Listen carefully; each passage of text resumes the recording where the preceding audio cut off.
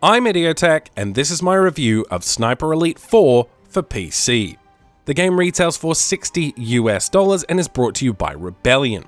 So what is Sniper Elite 4? Well, it's Sniper Elite 3 with bigger maps. Now, I don't mean to come across as facetious or mean in any way when I say that, but that really is the difference between Sniper Elite 3 and Sniper Elite 4. So with that in mind, what is good about Sniper Elite 4? Well, this.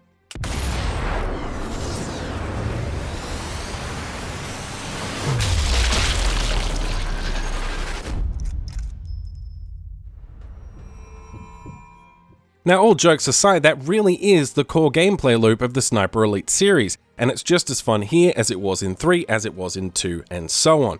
The core sniper gunplay is very enjoyable, and it probably needs to be in a game called Sniper Elite. The X-ray kill cams are very satisfying, as they always have been, and the sense of reward you get from killing a guy and getting an eye shot at 300 meters is, it doesn't outstay its welcome, let's put it that way. It's been pretty successful now for a couple of games.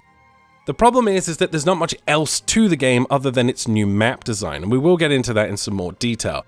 It has a custom difficulty setting, which I always like in games, especially games like this. I want to crank up the realism on my sniper rifles, but I don't want to be killed in one hit, that type of thing. That's nice to see, and I did appreciate it. The visuals and sound design are also quite good here. They're not breathtaking, but in some instances the game can be quite beautiful, and anyone telling you this game is bad looking is crazy and needs to get their eyes checked. The map design is a big focus this time around. The way it works is this: there's a big open map, and on that map, just like every other open world game, there's side objectives and main objectives. Now in this case they are slightly more story driven, as in, there's a plot behind each of these levels, and there are 10 levels if you don't include the extra DLC mission where you get to kill Hitler. So the map design's nice, lots of different locations, lots of variety. You'll have some night missions, you'll have missions in forests, you'll have missions in towns. It's quite good, and overall I enjoyed the map design. Finally, the performance is really solid. On a 980 at 1080p, I was able to get 60 FPS at all times on Ultra, aside from one map which had a lot of foliage and I had to drop it down to high temporarily for that mission. Otherwise, performance is pretty damn solid and the port is pretty good. That's really it though when it comes to good things. The map design is very solid, it's a decent looking game, it has custom difficulty options which I appreciate. The core sniper gunplay, along with those X-ray kill cams, is why you are here, and if it's not, don't bother picking up this game, because that's all the game really is about. And the performance is solid. So what's bad about the game? Well, first up, story. The story is paper thin. The plot is basically this: there is a rocket the Germans have developed that can target boats. We need to stop it. Okay, cool, whatever. The story is just here as an excuse for you to go shoot Nazis in the head with a sniper rifle, and that's perfectly fine in my books, but if you're looking for a good story experience, you will not find it here. The voice acting is also underwhelming, if not laughable at times, and the facial animation as well as the character models themselves look like wax melted in the sun. It doesn't look good. Now, some complaints I have about game mechanics. The binoculars system in this game is very overpowered. It makes the game feel a lot easier than it should. Being able to mark every single target on the map, as well as see through vehicles to their underbelly and see which parts of the vehicles will destroy the entire vehicle, and how to shoot out the gunner and all that stuff, it makes it feel very casual. It takes away a lot of the challenge and the threat that certain objects like tanks have in the game. I would prefer it if the binoculars were less futuristic and couldn't see through the inside of tanks and couldn't tell me exactly where people were behind buildings. It's a common complaint in these types of games. This X-ray vision style mechanic can make games too easy, and in this case I think it does. They could have dialed that back a little bit, allowed you to tag targets for a brief period of time before slowly fading away. Things like that, or giving you their last known position, something along those lines to keep some of the tension there when you're stealthing around in certain areas. The AI is another problem in this game. It goes from dumb beyond belief to incredibly aggressive and very efficient. The way it works is this: every time you fire a shot and they hear it, they start to triangulate your position. Once they've triangulated your position, everyone on the entire map will start charging towards you and kill you. It's a little aggressive and a little over the top.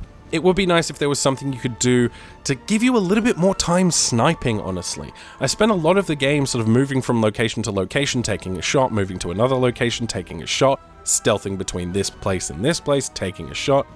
And it made the game feel very tedious, so in the end what I ended up doing was just going guns blazing, because it was more fun. I'd shoot people with my sniper rifle until they started to get close to me and flank me.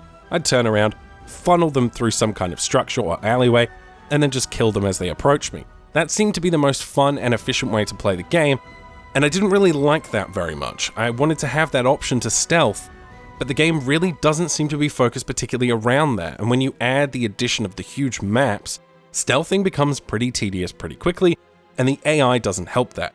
Also, you'll find enemies in large packs and large groups, making it very difficult to stealth around them. Now, the side objectives and the XP unlock system in this game is also a problem. The side objectives, unlike the main objectives, are not very engaging. They usually involve clearing a checkpoint, or blowing up some cameras, or blowing up an ammo dump, or something along those lines. It's not very engaging, it's just more of an excuse to kill people, but they do reward extra XP, which contributes to the unlock system. Now, there's two currencies in the unlock system. You have money, and you have XP. Now, the XP allows you to progress your character, unlocking additional abilities and skills. They really are kind of underwhelming. It gives you an extra couple of seconds faster targeting, or it allows you to hold your breath slightly longer. These are not riveting upgrades, let's put it that way. And when it comes to the currency system, you earn that through just getting lots of kills, causing lots of destruction, getting high scores at the end of the mission. And that currency system can be spent on new guns, new weapons, and new kit and upgrades and things like that. But again, most of the weapons and items in the game are side grades, not upgrades. So once you've found a weapon, especially a sniper rifle, that you like, you tend not to switch it out much, I've found. And it actually rewards you for playing with the same rifle over and over again by giving you bonuses to that rifle the more people you kill in a certain way with that rifle. So it kind of discourages changing rifles, even though it gives you currency to buy new rifles, which is a bit odd. And I found myself just finding a good rifle that I liked, sticking with it, not really spending my currency anymore, and just playing through the game. So I think they could have done more there with the XP and unlock system to make that progression system more rewarding. I also think they could have therefore made the side objectives more compelling and made me want to complete them, because after a while they were just superfluous to the experience. They extended the missions much longer than they needed to be, and it made the game feel too long and long-winded, so I just ended up skipping them after a while. Another complaint I have is the controls. I don't know if this is a problem with every game, as I can't honestly remember how Sniper Elite 3 controlled at this point, but when you're sprinting in this game, it lowers your mouse sensitivity, making it very difficult to steer left and right, which is annoying on a very big map when you're trying to traverse the map from one location to another quickly, because turning is kind of important when doing that, so it doesn't feel particularly well optimized for a keyboard and mouse. Finally, let's talk about the additional game modes, co-op, multiplayer, and wave mode. So in wave mode, it is a bog standard horde mode. You have a control point, you hold it, enemies come, you kill them, you do it again for 12 more waves, and that's it. Okay, cool. Very unoriginal, very uninspired, not very enjoyable at all. You can also play that in co-op with a friend, and you can also play the entire campaign through in co-op with a friend. Co-op also has a mode that allows one of you to play as a sniper, and for the other one to play as a spotter who works their way through a village, tagging targets for the sniper to kill. That seems like a really cool mode that I would love to play. The problem is no one's playing it, and I couldn't get a game, and the developers didn't give me an extra key to give to someone else so I could try that mode, so I was unable to try it, and therefore I'm unable to comment on whether or not that's actually a fun mode. The other problem is the multiplayer. Out of every single server, the only one I found with any players on it at all was in a completely different country, and I had a terrible ping. I refreshed the server list several times looking for a game, and I finally found one. I joined it, I played one match, I killed everyone, I got top of the leaderboard, and I was like, okay, that was a somewhat enjoyable experience, I guess. But it basically involved me sitting in a bush, camping, waiting for people to run past or climb a tower, and killing them as I saw them. It wasn't the most engaging multiplayer experience I've ever had. Now, there are a number of multiplayer modes, but again, no one's playing them, so I was unable to test them. So what you need to take away from that is, if you're buying this for the multiplayer experience, please don't. If you're buying it for the co-op experience and you don't have a buddy also buying the game, please do not, because you will be very disappointed. No one is playing either of those modes. If you're just buying this for the single-player gameplay experience, it's fun. I'm not going to lie. I'm not going to say that the sniper gameplay isn't fun, that the X-ray kill cams are not fun, and that sense of reward you get from sniping someone at long range isn't fun. and I imagine it's a lot more fun with a buddy, but that's all it is, right? That's all it's been now for a while, and other than just adding some bigger maps, I was hoping for some evolution of gameplay, and there really isn't much here. That's not to say it's a bad game, it's just not a great game, and in my opinion, it's certainly not worth picking up at full price, especially when you consider that the multiplayer community is dead in the first week. So what I suggest is, if you're interested in this game, or you've played the previous games and you wouldn't mind playing it again in a different environment, pick it up when it's on sale. Don't bother wasting your money on this at full price. Go look at something else.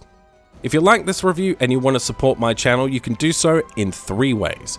The first is you can support me using my Green Man Gaming affiliate link. You can buy this game or any other game you like from Green Man Gaming, and I will get a small kickback and you'll save some money. If you want to support me directly, you can do so on Patreon. You'll find a link in the description box below for that. There's a ton of reward tiers there for you to choose from, so please go check that out. And finally, if you don't want to do either of those things, and you still want to help my channel, the best thing you can do is share my content. Share my videos with your friends, share them on social media. It's the best way to help this channel grow. As always, thank you very much for watching, and I will see you guys next time.